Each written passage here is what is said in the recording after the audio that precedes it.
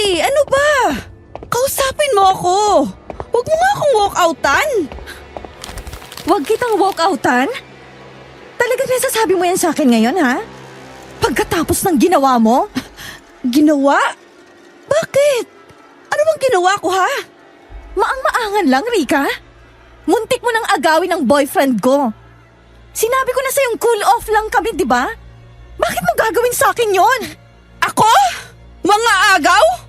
Hoy! Hindi ko kasalanan kung mas maganda ako sa'yo. At mas hindi ko kasalanan kung kapalit-palit ka! Aray ko, ano ba? Bitiwan mo nga ako, Rika! Bitiwan mong braso ko! Aray!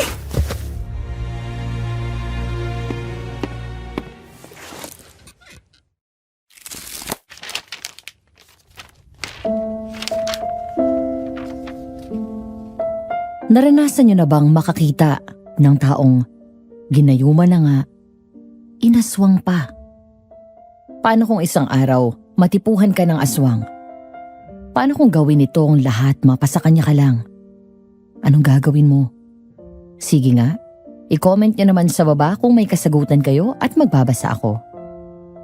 Kung nais niyong malaman kung anong nangyari sa amin ng ex-best friend kong si Rika, at kung paano pinasok ng nakahuhumaling na aswang ang aking buhay, pakinggan niyo ang istoryang ito hanggang dulo. Dear Madam Venus sa Aswang Diaries, ako po si Cherry. Hindi ko tunay na pangalan. Isa po akong doktor ngayon sa States. Pero bago ako naging doktor, nurse po ako. Mga 2 taon din akong nurse sa Pilipinas bago ako nagdesisyong magpatuloy ng medisina. Sa huling taon ko ng pagiging nurse, nagkataon pong may 1-month medical mission ng hospital namin at nag-volunteer ako doon kasama ang nobyo kong si Lance at pinsan kong si Tim. Mga nurse din po sila kagaya ko. Hindi naman nalingid sa aming kaalaman ang mga kwentong aswang, lalo na kung nasa malayong probinsya. Ganoon naman talaga ang mga kwento doon. Kadalasan din ay panakot yun sa mga bata. Bago kasi ako nag-college, sa probinsya rin naman ako nakatira. At yun ang madalas na pinapanakot ng mga lolo at lola namin ni Tim noon. Hindi ko lang inakalang ang nooy panakot lang sa amin para wag nang maglaro sa gabi. Makakasalumuha ko sa pagvo-volunteer ko bilang nurse sa isang malayong bayan.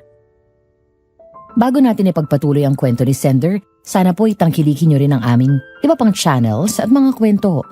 Marami pa kaming mga handog na aswang stories para sa inyo. Kung gusto niyo ng ma-aksyon ng mga kwento, pwede po kayong makinig sa Sitio Pangil. Kung gusto niyo naman ng mga madramang mga kwento na tagos sa puso, Aswang Diaries. At kung tungkol naman sa mga kwentong matagal na isinikreto, meron din sa Aswang Confession. Kung trip niyo naman ang mga kwentong may inaapi at paghihiganti na may halos aswangan, sa Dear Miss Amy kayo. At iba pang makabuluhang kwentong aswang sa kwentong takip silim at kakaibang style naman ang pagkikwento sa Aswang Radio. Oh, nandito na bang lahat? Yes, kompleto na po. Good. Tara na, sakay na guys. Cher, ako na sa bag mo. Hindi, okay lang. Hindi naman tumabigat eh. Uy, kung ayaw yung pang pumasok, pwedeng mauna na ako ha? Ang mga gamit nyo, yung mga dadali natin, kompleto na ba? Nag-double check na po ako kanina, ma'am. Okay. Mabuti nang sigurado at malayo pa naman ang lugar na kabiasnan. Nakapunta na kayo ron, ma'am? Hindi pa. First time ko rin. Narinig ko sa ibang nurse kanina. May aswang daw na gumagala doon. Hindi ka pa nasanay. Ganun naman talaga mga usapan sa probinsya. Ay, wow. Unang araw pa lang natin, aksyon na agad.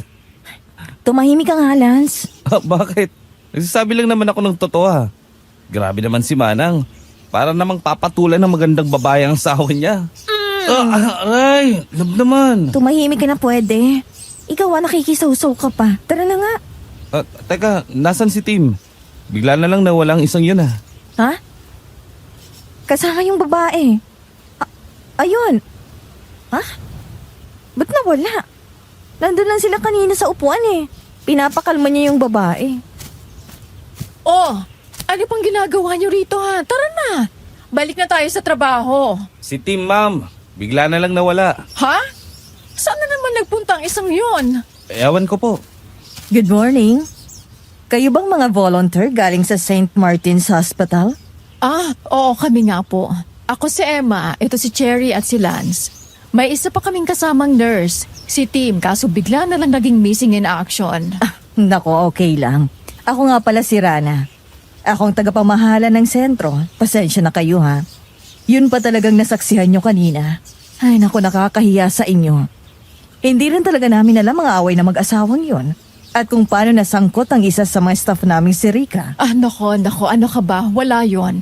Nandito kami para tumulong sa sentro nyo. Hindi na namin inaalala ang mga bagay na labas sa aming mga trabaho. Rika pong pangalan ng babae? Oo. Mga 2 buwan na yun ditong admin staff. Ewan ko ba kung bakit tampulan ng chismis ang batang yun eh. Kapag nakakasama naman namin, sobrang tahimik. At halos hindi naman umiimik. Teka, patutulungan ko na kayo para mas mapadali kayo sa pag-set up, ha? At oo nga pala, tingin ko may dapat pa tayong pag-usapan, no Emma? Tara, doon na lang muna tayo sa opisina ko. Oo, sige. Chair, kayo nang bahala dyan, ha? Hanapin niyo si Tim at baka kung saan na nagsusuot ang batang yon. Sige po ma'am, kami na pong bahala. Tara na, Char. Uy, ayos ka lang ba? Bakit parang tulala ka na naman dyan? Kilala ko nga yata yung babae. Ha? Yung napagbintang kabit? Oo. Naalala ko na. Siya yung matalik kong kaibigan noon. Yung muntik ng umagaw sa ex ko. Siya yun, si Rika. Talaga? Di talagang may history ng mang-aagaw yun. Nagtataka lang ako eh. Kasi ang alam ko bago ako umalis sa amin. May pamilya na yun. Nabuntis siya ng isa naming kababata. Pero pinakasalan din naman. Kaya bakit siya nandito, di ba? Baka nandito rin. Ewan. Tara na nga lang. Hanapin na natin si Tim. Bakit ko ba pinoproblema ang isang yun? Saan ba naman kasi nagsusuot ang isang yun? Bigla na lang nawala eh. Baka nasa labas. Oh, ayun pala eh. Anong ginagawa nito rito sa labas? Tim! Oh, te. Ano pang ginagawa mo dyan? Bakit ka ba lumabas? Alam mo namang marami tayong gagawin sa loob eh. Sorry. Sabi mo kasi samahan ko si Miss Rika. Kaya eto, sinamahan ko na muna siya.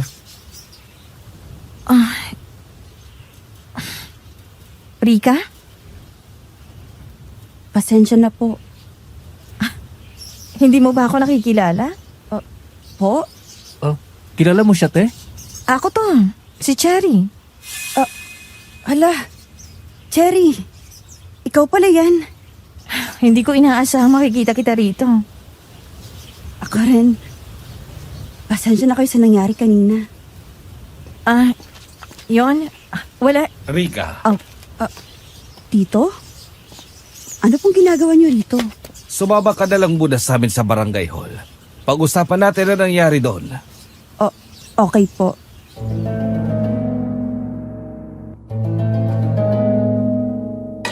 Hindi na nagpaalam si Rika sa amin at sumama na lang sa lalaking bigla na lang lumapit. Napatingin tuloy ako sa lalaki, Madam Venus. At nagtaka ako kasi alam ko wala naman talagang kamag-anak si Rika. Ulila na kasi siya. Pero naisip ko rin na baka malayong kamag-anak na yun. Ipinagkibit balikat ko na lang yun, Madam Venus. At pumasok na rin kaming 3 sa loob.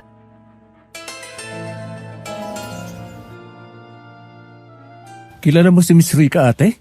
Dati kong kaibigan dun sa probinsya. May nobyo ba siya? Ano? Hoy, Tim bakit mo tinatanong yan? Ha? Wala naman. Hoy wag na wag kang magkakamali Tigilan mo kung ano man yung iniisip mo. Grabe ka naman sa akin, te. Kilala kasi kita. Basta, wag yon. Oo na nga. Sige na, tumulong ka na nga doon. Punta lang namin nilan si Ma'am Emma. Bitter ka pa rin ba sa kaibigan mong yun? Seryoso ka ba dyan, Lance? Siyempre hindi na, no? Ang tagal na kaya nun. Okay. Kalma lang. Pero bakit nga ayaw mong lumapit si Tim kay Rika? Ang komplikado kasi, no? Ayoko lang masali si Tim sa kung anumang komplikasyon ang meron si Rika dito. Okay, sabi mo eh. Tara na nga, punta na natin si Ma'am Emma. Ma'am Emma, Oh, nandito na pala kayo. Okay na ba doon? malapit na po silang matapos. Duty na ba tayo ngayong hapon o bukas pa? Bukas pa talaga tayo papasok. Katatapos lang namin mag-usap ni Rana kanina. Dito nga muna kayo at pirmahan nyo nga itong volunteer paper nyo. Pwede na po pala tayong umuwi pagkatapos nito? Kung okay na naman ang lahat at naayos na ang mga dapat ayusin, oo, pwede na tayo umuwi at magpahinga na. Yun. Eh di mas mabuti. Tara na. Bilisan na natin to. Oh, Cherry, yung pinsan mo ba nahanap mo na? Nandun na po. Kasama lang pala ni Rika kanina, yung babaeng sinugod. Nako, Cherry ha. Pagsabihan mo yung pinsan mo yan. Alam mo namang may pagkapilyo yan. Huwag mong palapitin doon sa Rika na yon. Pati ba naman po ikaw, Ma'am Emma?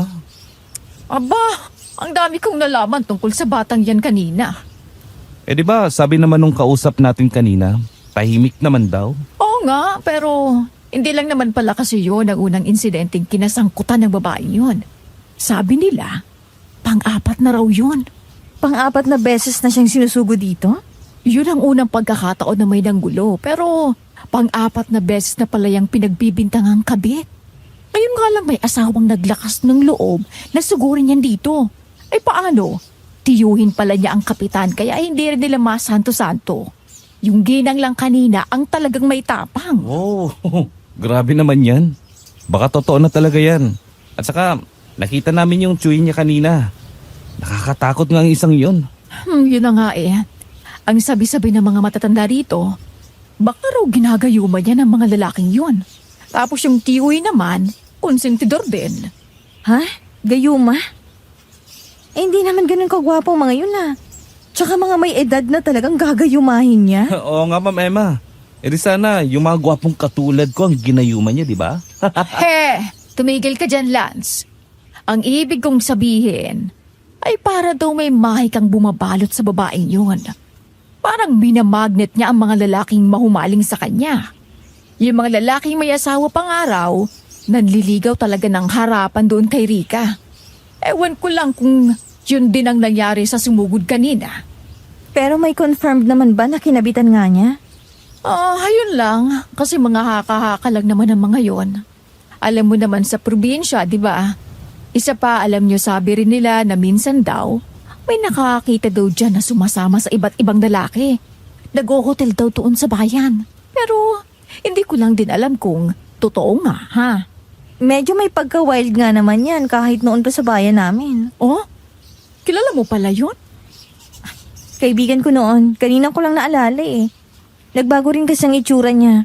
Hindi naman siya ganyan kapayat noon eh. Ay, oo nga. Sa totoo lang, parang sobrang payat nga niya na halos butot balat na lang eh. Pero teka, kung wild na pala yan noon pa man, edi hindi rin malabong totoong mga sabi-sabi rito. Ay, ewan ko Ma'am Emma. Matagal na panahon na rin kasi nang huli ko siyang makita at makasama eh. High school pa lang kami noon. Marami nang nagbago. Huwag na lang nating pansinin. Problema naman nila yan. Ay, oo naman. Basta ba hindi rin magiging parte ng problemang yan, pinsan mo ha? Isang buwan lang tayo rito. Nako, baka makagawa pa ng gulayan. Mahirap na, no? Hoy, Lance, ikaw rin? Ma'am, alam mo namang loyal ako kay Cherry, di ba? Ano ba naman yan? Sus, ang ibig kong sabihin ay bantayan mo rin si Tim. Miss sa inyo ha, bukas ulit. Salamat po sa libre kanina, Doc. Tara na. May karinderya naman na malapit sa boarding house natin, di ba? Meron naman yata, pero hindi ko alam kung may bukas pa ngayon. Ano oras na rin naman kasi eh.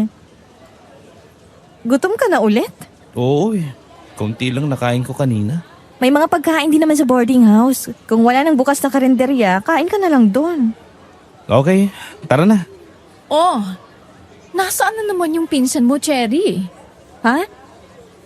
Nandyan lang yun kanina. Ayun oh, kausap si Rika.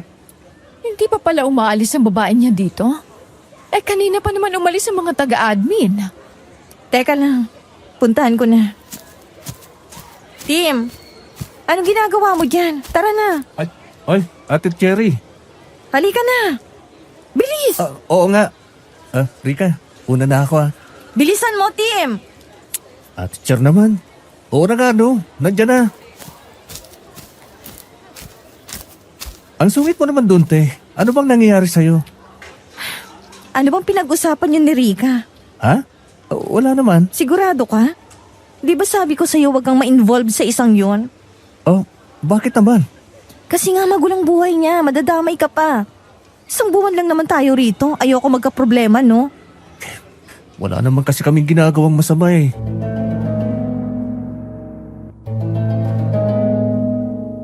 Hindi ko na sinagot si Tia Madam Venus. Mas binilisan na lang namin ang lakad namin pabalik kina Lance at Ma'am Emma. Nang palabas na kami ng sentro, napalingon ako. Lalo na't naramdaman kong parang may nakatitig sa akin ng masama. Paglingon ko, nagtama ang mga mata namin ni Rika. Bigla akong kinabahan kasi walang ekspresyon ng mukha niya. Cher. Ayos ka lang ba? Ha?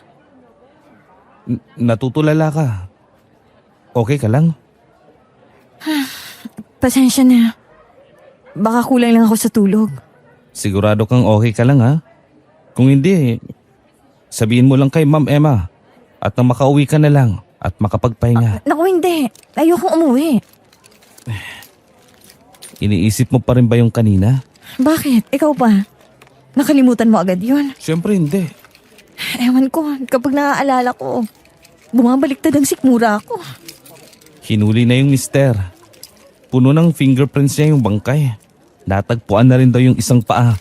At pati yun ay puno rin ng fingerprint ng mister. Bakit nagawa ng lalaki yun? Dahil dun sa ginawa ng misis niya? Parang ang babaw naman. Langura sa pinagbabawal na gamot yung lalaki. May record na daw talaga yun eh. Nasa watchlist na rin daw ng mga pulis. Ewan ko, parang ibang pakiramdam ko eh. Ha? Anong iba? Parang hindi totoo yung sinasabi ng mga pulis. Parang may kakaiba sa nangyari. Ha? Bakit naman? Lance, pakitulungan naman si Doc Ramirez. Nandiyan na po. Oh, Cherry, ayos ka lang? Masama bang pakiramdam mo? Ayos lang po ako. Sigurado ka. Kanina pa kita napapansin na parang wala ka sa mood eh. Medyo hindi pa lang po ako nakaka-move on sa nakita natin kaninang umaga. Nako, yun na nga eh. Akala ko pa naman safe dito sa lugar na to. Pero wala pang isang linggo. Ang sumalubong sa atin, patayan na. Diyos ko naman. Sigurado na po ba talaga na yung asawang lalaki ang pumatay?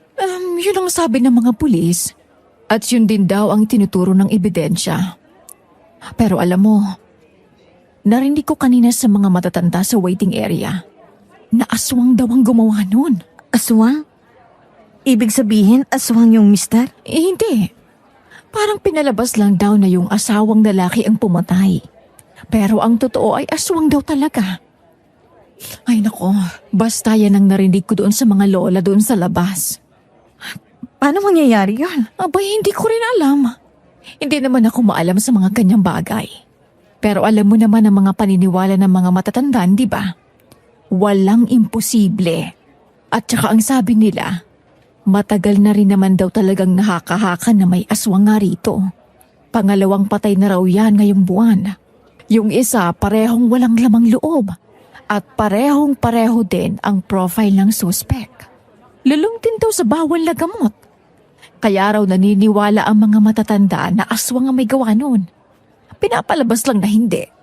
Ang kaso naman, lahat ng ebidensya doon sa suspect nakatutok. Kaya ang mga pulis naniniwala din.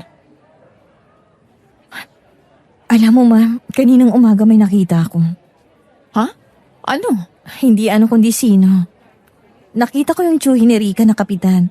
Nasa malayo siya. Pero kasama natin siyang nakatingin sa bangkay kanina. At sa mister na parang nababaliw. Nagkatinginan pa nga kami eh. Ano? Oh, pagkatapos anong ginawa? May kakaiba ba? Ay nako, may narinig din ako tungkol din sa kapitan na yan. Talaga po? Ano po? Abay, lahi raw yan ng mga mangkukulam. O di ba? Konektado rin ang lahat. Kung pamangkin niya yung Rika, abay hindi nakapagtataka kung gumagamit ng mahika yun para makabihag ng lalaki, no? Ako ba ang pinag-uusapan nyo? Pusang gala naman, no? Rika, di ba nandito kayo para mag-volunteer? Bakit pinag-uusapan nyo ang mga taong wala namang ginagawa sa inyo? Pasensya ka na Rika. Batang isang yon. Tama na po, Ma'am Emma. Kasalanan naman natin. Masungit ah. Ganun na po talaga yun noon pa man. O siya, sige na. Doon muna ako sa labas. At ikaw, puntahan mo na lang din si Lance. At mukhang maraming kailangang i-entertain si Doc Ramirez. Sige po. Sige na. Yung pinsan mo nandun din. Bantayan mo yung maigi, ha? Opo. Dito. Nako, ayos lang. Nakakapagpahinga naman kaming mabuti at nakakatuwa rin kausap ang mga doktor nyo rito. Ang dami rin pong pagkain. Salamat. Ay nako. Salamat naman kung ganon. Huwag kayong mag-alala at marami pa tayong pagkain bukas. Ang generous kasi ng sponsors natin. Yun ang gusto ko. Hoy, Lance, ano ba naman yan? Di ba si Kap yan? Yung tito ni Rika? Aba, sinusundo pang pamangkin.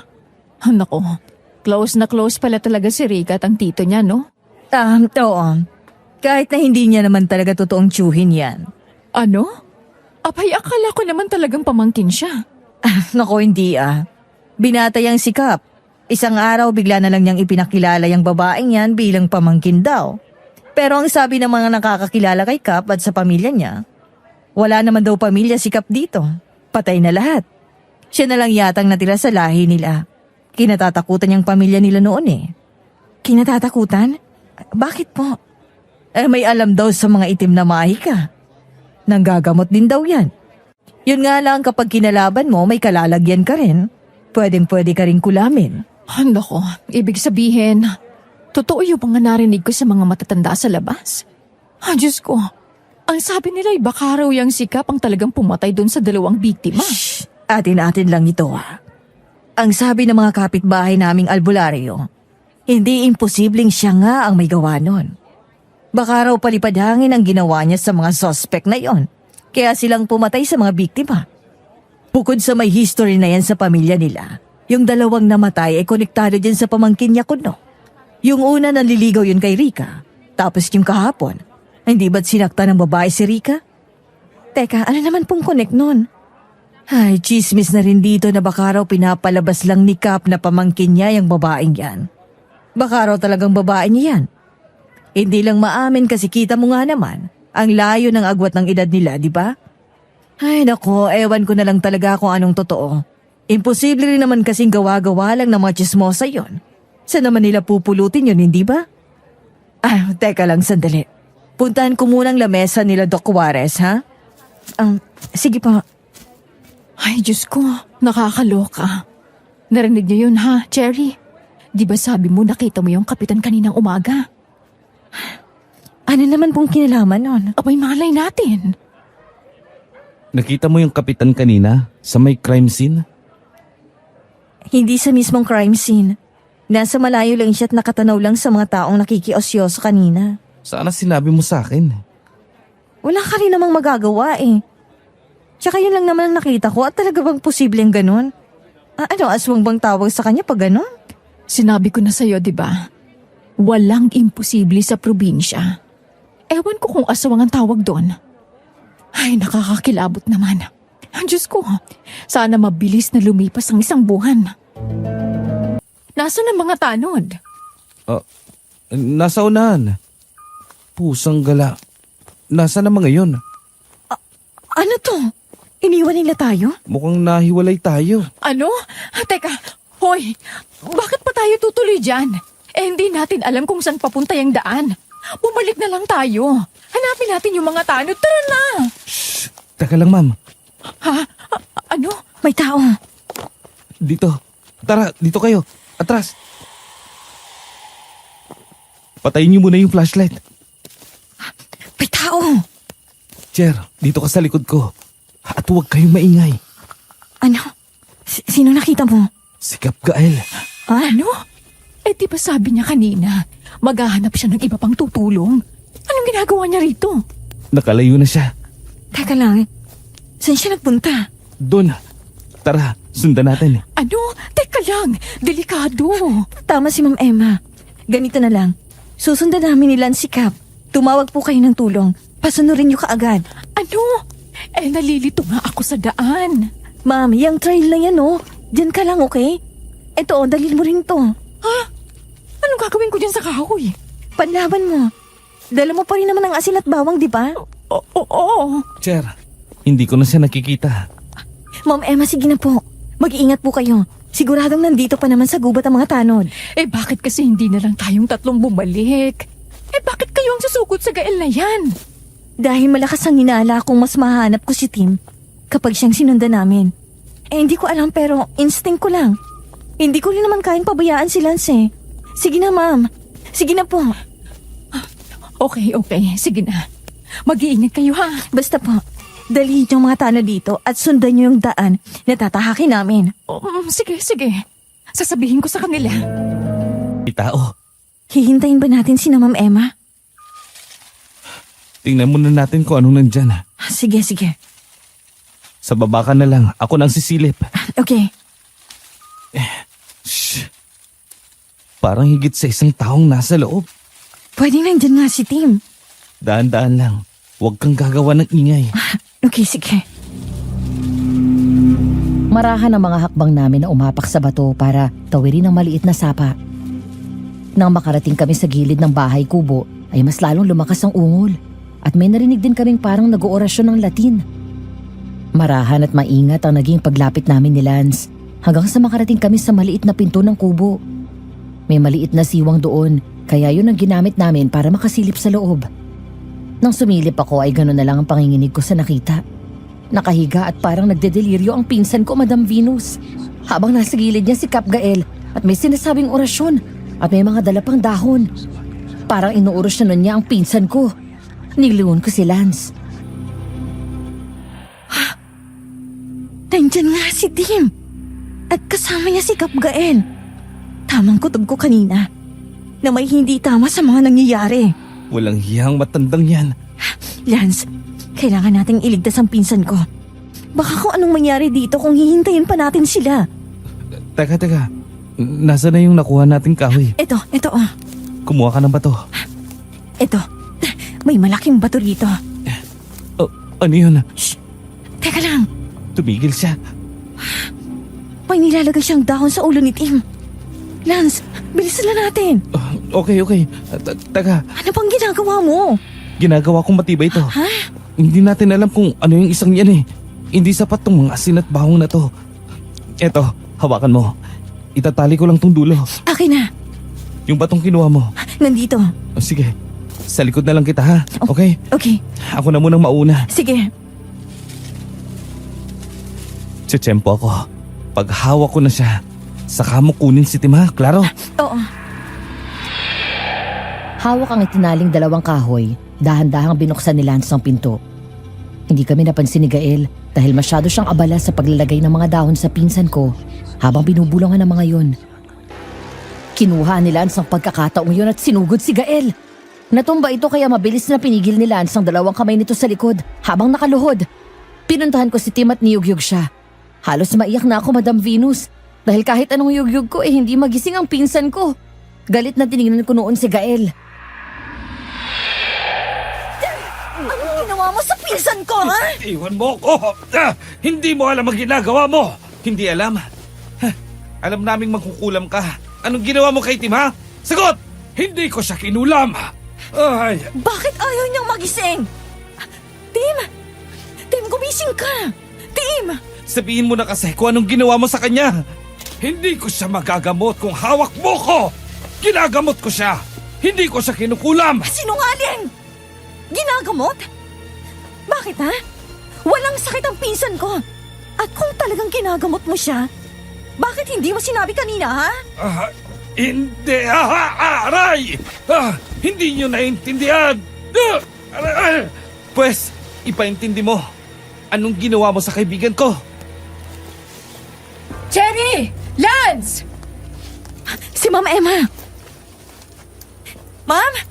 Nandito kami! Ma'am! Ayun! Nandun sila sa kubo! Cherry!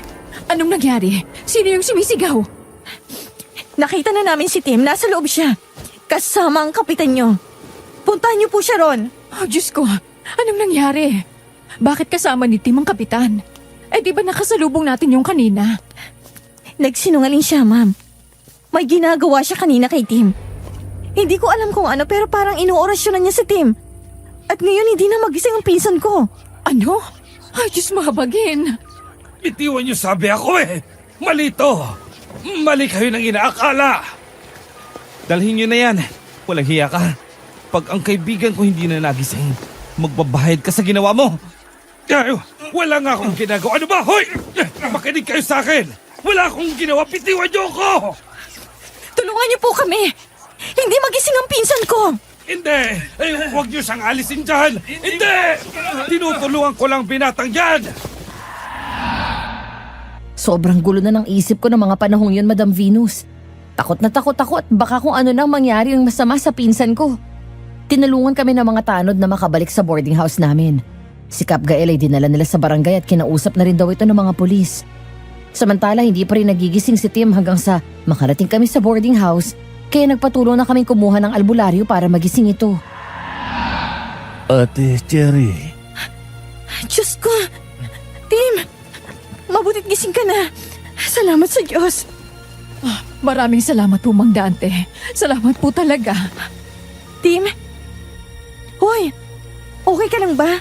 Ano ba nangyari sa'yo Pinag-alala mo kami, saan ka ba galing? Paano ka napunta sa kubot? Anong ginawa ng Gael na yun sa'yo Cher, tama na yan. Kagigising lang ng pinsan mo. Ano ka ba? Pagpahingahin na muna natin. inaantok ako. Teka, inaantok ka na naman? Teka lang, Tim! Baka kung... Te, inaantok na talaga ako. Bukas na lang tayo mag-usap, okay? Hindi, sandali.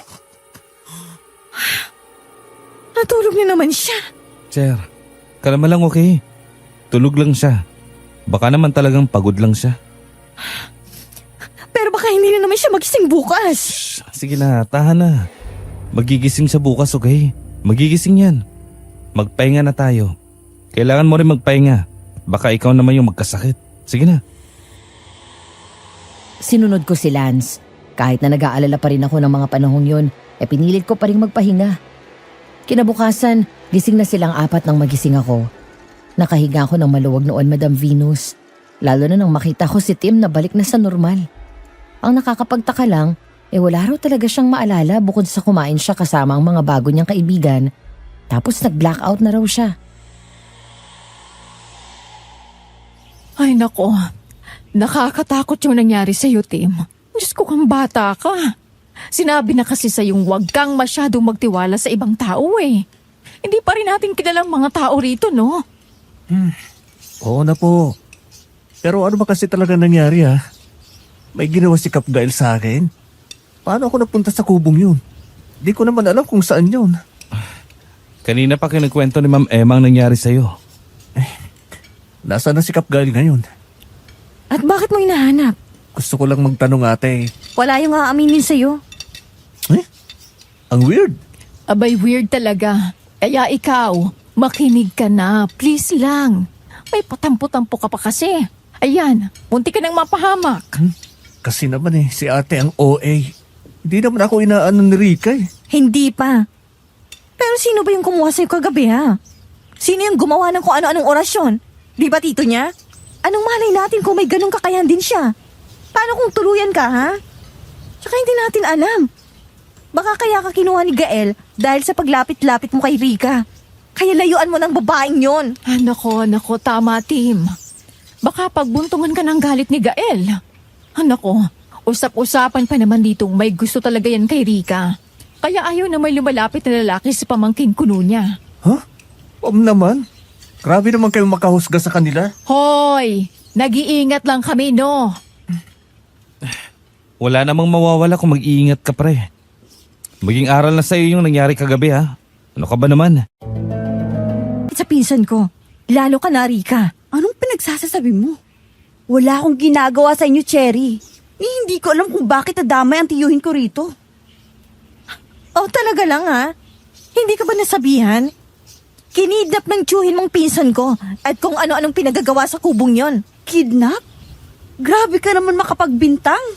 Malay mo naman ginagamot lang siya at naimpatsyo. O kaya tinutulungan. Tama na. Tama na, Enrica. Halika na. Yan, huwag ka kasing puro bintang, Cherry. Yan, puro kachismis ang pinapaniwalaan mo kaya hindi mo na alam kung ano ang totoo. Hindi mo ako mapapaigot sa mga salita mo, Rika. Layuan mo ang pinsan ko. Tama na! Tama na sabi! Tara na, Rika. Umuwi na tayo.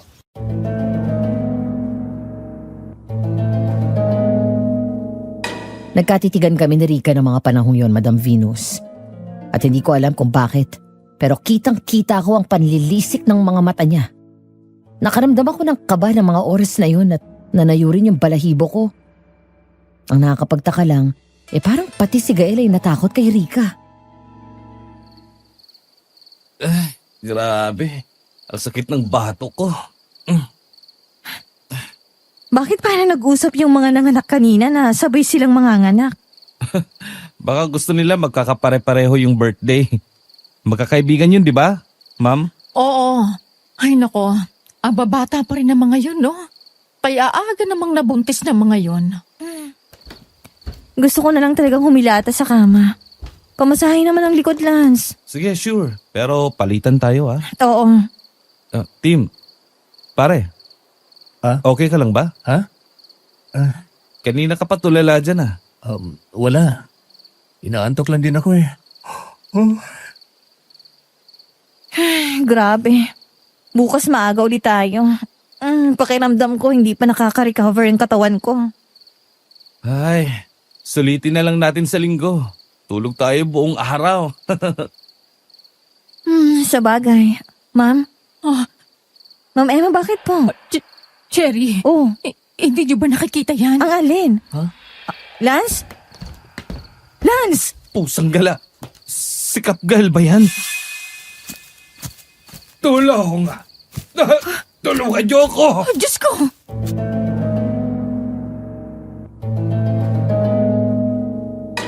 Nataranta kaming tatlo, Madam Venus. Nakita na lang kasi namin na nakahandusay sa may pinto ng boarding house namin, si Kap Gael. Puno siya ng dugo at malalim na sugat. Halos hindi na nga makilala ang kanyang mukha sa dami ng sugat niya. Agad na binuhat ni na Lance at Tim si Kap Gael papasok ng boarding house namin. Pinahiga namin siya sa couch at saka kinuha ang mga gamit namin. Mabuti na lang talaga at may mga gamit pa rin kami sa boarding house at hindi namin nadala lahat sa sentro. Ang daming dugo. Hindi kumpleto ang mga gamot natin eh. Teka, titingnan ko sa taas, baka meron pa sa kwarto. Wala na, te. Kinuha ko na lahat eh. Dali na lang natin to sa sentro. Malayo ang ospital dito. Hindi na to aabot, ma'am. Tim, kumuha ka na lang ng mga gamot sa sentro. May guard naman doon. Sabihin mo na lang emergency at kailangan na kailangan natin. Oo, sige na, bilisan mo. Ako na lang ang magpapaliwanag sa kanila bukas. Okay. Ay, Diyos ko, ano bang nangyari sa isang to? Ang lalalim ng mga sugat niya, oh. Parang mas marami siyang kalmot. Kalmot? Ganito kalalaki? Parang hindi normal na mga sugat ang mga to.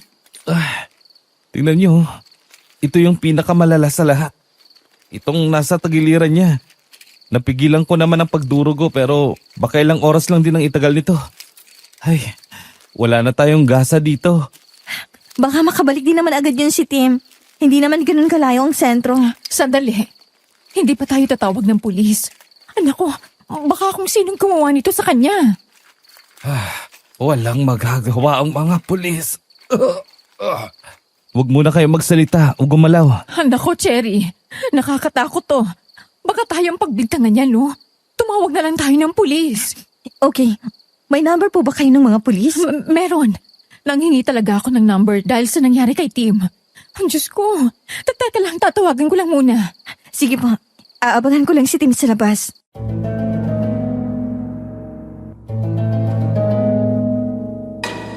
Habang nasa loob si Lance at binabantayan si Kap Gael, tumatawag si Ma'am Emma sa pulis. Nasa may pinto naman ako ng boarding house namin at hinihintay si Tim. Hindi na ako mapakali ng mga oras na yun, Madam Venus. Ilang saglit lang ay may dumating na mga pulis, pero wala pa rin ang pinsan ko. Naghintay kami ng ilan pang minuto hanggang sa nagdesisyon kaming ipadala na lang si Kap Gael sa mga pulis papuntang sentro kasi hindi talaga dumating si Tim. Nang sumunod kami sa sentro, laking gulat na lang namin na wala rin pala doon si Tim.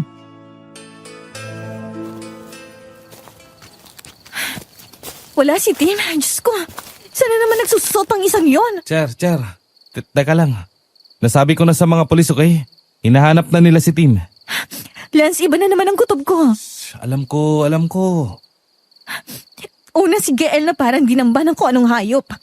Tapos, ngayon nawawala na naman si Tim. Ano ba nangyayari sa lugar na to? Cherry, kumalma ka. Paano ako kakalma, ma'am? Nawawala na naman ang pinsan ko. Buisit naman to. Alam ko, okay? Pero hindi natin mahahanap si Tim kung magpapanik tayong lahat. Lance, tulungan mo muna sina Doc doon. Sige na, ako nang bahala kay Cherry. Kakausapin ko rin ang mga pulis. Buwan niyo rito. Nasaan ako? Relax. Nasa sentro ka. Wala ka bang natatandaan sa nangyari sa'yo kagabi? Muntik ka nang mamatay. Ang dami mong sugat. Kap Gael, anong nangyari sa inyo? Bakit kayo nasa boarding house namin? Nawawala na naman ang pinsan ko, Gael. Sabihin mo nga. May kinalaman ka ba ron? Cherry, ano ka ba? Bakit kayo nandito? Umalis na kayo. Alis! Magagalit siya. Galit na galit yun, madadamay kayo. Anong pinagsasabi mo? Umalis na kayo! Umalis na kayo! Hoy, nababaliw ka na ba ha? Sinong siya? Ang aswang.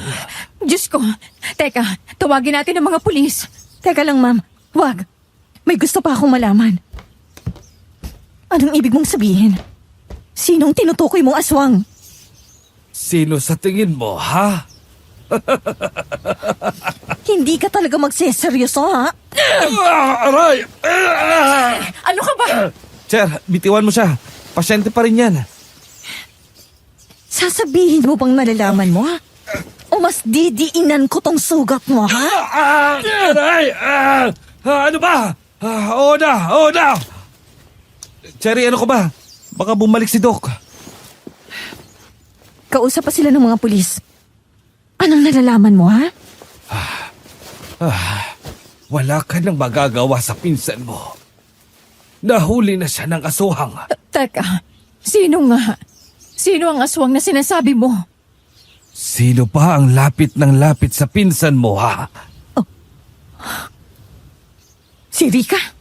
Mahabagin. Walang hiya ka. Umalis ka sa pinsan ko! Ang traidor na yon! Pakawalan mo si Tim. At sino ka sa tingin mo, ha? Hindi mo ako mag-uutusan! Nagdala ka pa talaga ng walang kwentang kasama? Itigil mo na ito, Rika! Pakawalan mo ang bata! Wala kang karapatang utusan ako, tanda! Pakawalan mo na siya, Rika! Kung hindi, mapipilitan kaming pahirapan ka!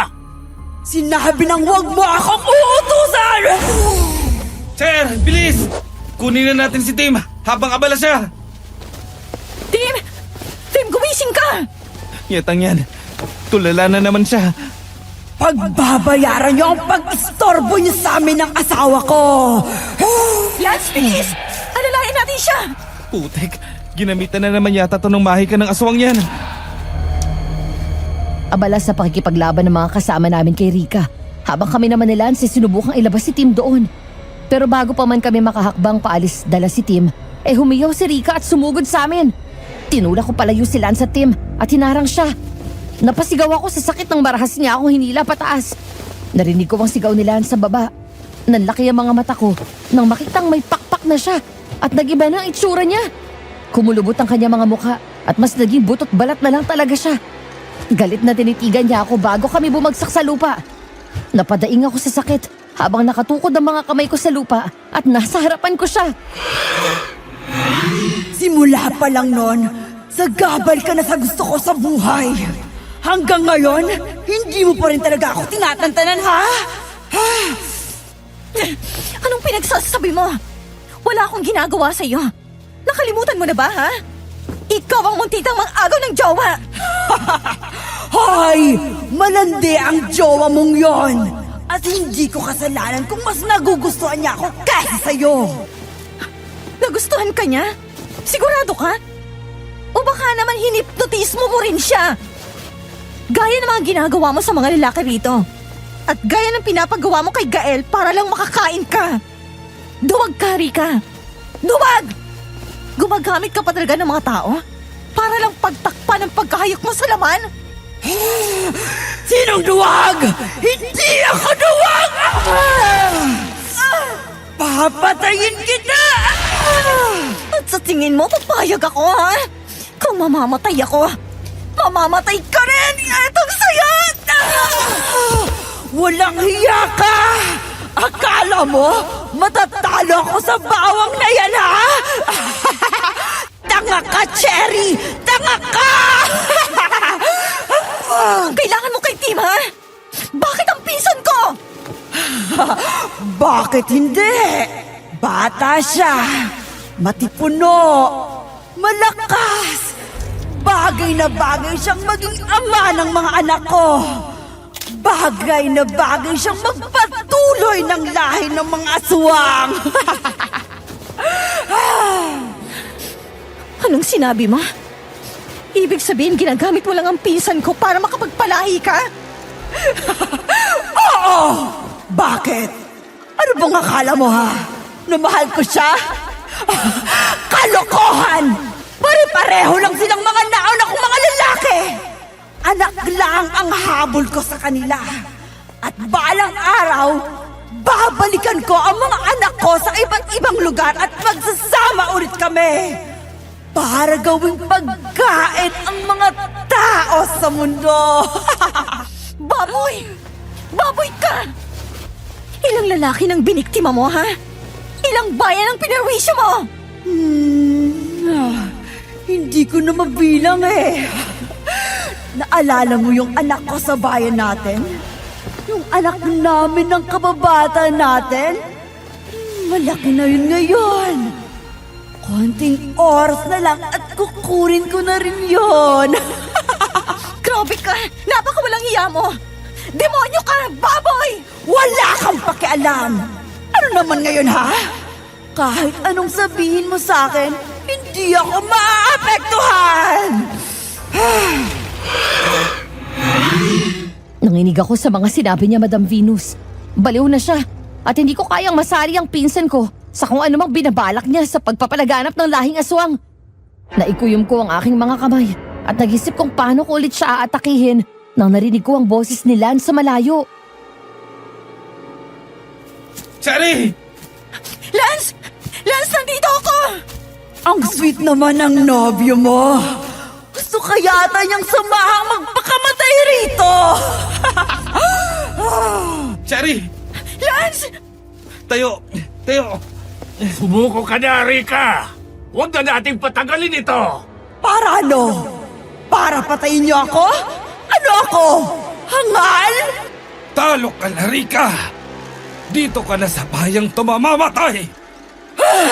Traitor ka! May kapal ka pa talagang mukhang magpakita sa akin? Wala kang utang na loob! Binuhay kita! At yun ang pagkakamali mo! Dahil ako ang papatay sa iyong halimaw ka! Sumigaw si Rika. Mabilis akong pinatayo ni Lance. Sinugod ni Rika si Gael, pero tinulungan naman ito ni Mang Dante at ng mga kasamahan nito. Nagwala si Rika, lalo na nang matamaan siya ng matulis na kawayan. Napasigaw ako nang marinig ko ang paglagutok ng mga buto. Nang tumingin ako sa pinanggalingan ng tunog, nakita ko na lang si Gael na humihiyaw na sa sakit at hindi na makagalaw. Wala na sa ayos ang kanya mga paa at lumabas pa ang buto malapit sa kanyang tuhod. Natulala ako saglit, lalo na nang makita ko kung paano si Pain at tadyakan ni Rika ang likod ni Gael. Dahilan para matumba to. Mas sumiyaw pa ang matanda nang tusukin ni Rika ang mata nito. Natigil lang ito nang muling itunusok ni Mang Dante ang gamit na kawayan. Napakurap ako at nabalik sa realidad. Hinihingal man at nananakit man ang buong katawan ko. Pilit kong hinanap ang kandilang binigay kanina ni Mang Dante, pati na ang gas na dinala namin. Anong hinanap mo? Yung gas, bilis! Eto, nandito sa bag ko. Tiyempohan natin. Isaboy mo lahat sa kanya. Okay, okay. Kailangan nating makalapit. Ginagalit niyo talaga ako! Cherry! Ngayon na! Lance! Hoy! Aswang! Etong sayo! Ano to? Gas? At ano ang sa tingin niyo ang magagawa sa akin ng gas, ha? Mga hangal! Yan, wala! Pero ito, meron! Mamamatay ka na!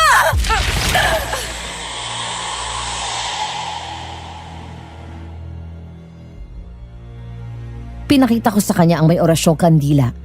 Nakasindi na yon. Nangunot ang noo niya pero hindi ko na siya hinintay na magsalita pa. Hinagis ko yon sa kanya at sumapol yon sa kanyang katawan. Dahilan para masunog siya. Sumigaw siya at nagwala roon. Nakita ko may binanggit na Latin si Gael habang nasusunog si Rica. Mas nagliyab ang katawan ni Rica hanggang sa tuluyan na itong naabo at naglaho. Tapos na. Wala na siya. Oo, wala na. Tapos na, Char. Tapos na. Umalis na kayo. Pinasama na namin si Tim sa mga kasamahan ni Dante. Ano pong nangyari sa pinsan ko? Okay na ba siya? Huwag kayong mag-alala. Alam ng mga kasama ni Dante ang dapat na gawin sa pinsan mo. Magiging maayos din ang isang yon. Diyos ko. Hindi tumitigil ang pagdugo ng mga mata niya. Kailangan niyo magamot. Malubang kalagayan niyo. Bakit ba kasi umalis kayo ng sentro ha? Pinayagan ka ba ni Doc? May gamit ba kayong tela dyan? Tumawag na tayo ng tulong. Tinulungan ako ng kasama niyong tumakas. At bakit ka naman tumakas ha? Dahil gusto kong pagbayaran ang mga kasalanan ko. Napagtanto kong naging makasarili ako. Kaya siguro hindi ko nakikita ang mag-ina ko dahil sa mga kasamaang nagawa ko. Huwag kayong mag-alala. Sasabihin ko na rin sa mga pulis ang mga ginawa ko. May maniniwala ba sa inyo? Tumawag na yung mga pulis ng backup. Sila nang magdadala sa inyo. Hindi ko alam kung may maniniwala. Pero kahit na, gusto ko lang malinis ang aking konsensya. Huwag po muna kayong masyadong gumalaw. Gusto ko rin magpasalamat sa tulong niyo. At sa inyo rin, kung hindi niyo ako ginamot, malamang patay na rin ako. At mamamatay ka naman ngayon sa lubhan ng pinsalang natamo mo. Wala pa po ba? Mauubusan na siya ng dugo. Ay, nandito na sila, Iha! Noon lang ako nakahinga ng maluwag. Ang mga pulis ang nagdala kay Gael sa ospital sa bayan. Gustuhin man naming pumunta, inuna ko ang pinsan ko. Tulad ng sabi ni Gael, ginamot ng mga kasamahan ni Mang Dante si Tim. Pero hindi agad ito gumaling. Naging tulala ito at hindi rin agad nakapagsalita. Ang sabi ni Mang Dante, mukhang malakas ang naging hipnotismo ng aswang sa kanya na kahit patay na ang aswang, may naiwan pa rin. Mahigit 2 linggo rin yata siyang patuloy na ginagamot ni Mang Dante. Nag-request na kami para mapaaga ang pagtapos ng volunteer namin dahil hindi ko na kayang manatili roon ng mga panahong yun. May mga gabi kasi na hindi ako makatulog at binabangungot ako, Madam Venus. Sa kabutihang palad ay pinayagan naman kami sa tulong na rin ni Ma'am Emma. Gumaling din si Tim bago kami umuwi. Pero wala siyang maalala kahit na ano. Para daw siyang na-blackout. Napagdesisyon namin ni na Ma'am Emma at Lance na wag nang sabihin ng totoo. Hindi ko na alam ang nangyari kay Gael. Ang huling alam ko, nabuhay naman daw siya pero nabulag daw at hindi na rin makalakad. Walang naniniwala sa kanya sa kapulisan. Pero kahit na hindi siya naparusahan ng batas, para na rin naman siyang pinarusahan sa nangyari sa kanya. Okay na bang gamit mo, Tim? Oo, te. Grabe. Aalis na ba talaga tayo? Di ba wala pa tayong 1 month? Na-shorten nga kasi. Ha? Bakit? Pinakiusapan namin. Hindi na namin kayang manatili rito. Ha? Buti naman at pumayag. Malakas si Ma'am Emma eh. Oy, narinig ko yun ah. Tumigil na nga kayo. Tara na, tara na. Ayoko lang abutan ng dilim dito. Ha? Bakit ba takot na takot kayo? Ang lalabo nyo naman eh. Ang dami mo namang kuda. Pumasok ka na nga.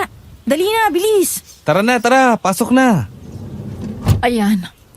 Sa wakas ay babalik na rin ang Maynila. Oo nga, magkakasignal na rin.